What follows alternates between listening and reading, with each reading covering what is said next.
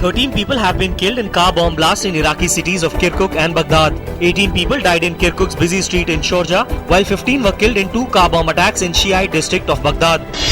US Justice Department has decided to conduct a federal investigation into the chokehold death of an unarmed black man. The decision came after a grand jury in New York City declined to indict the accused white police officer. The investigation will look for potential civil rights investigations in the death of 43-year-old Eric Garner, who was confronted by the officer on suspicion of selling loose, untaxed cigarette. Meanwhile, protests erupted in New York and other US cities after the police officer was cleared in the case.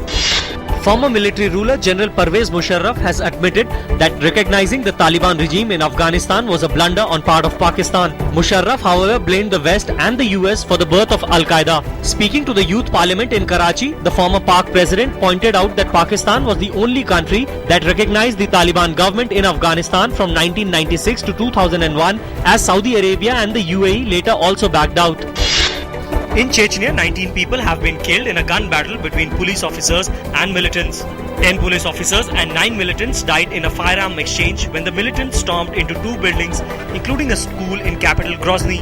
The fighting broke out hours before Russian President Vladimir Putin's annual address to the nation in Moscow, where he expressed confidence that local Chechen forces were capable of dealing with the rebels who were receiving support from abroad. US Secretary of State John Kerry held separate meetings with Afghan leaders, President Ashraf Ghani and Abdullah Abdullah, on the sidelines of an international conference on Afghanistan in London.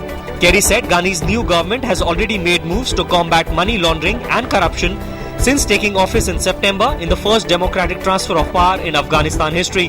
The United States and Britain pledged to support Afghanistan's new unity government as foreign combat troops withdraw from the country after a 13-year involvement.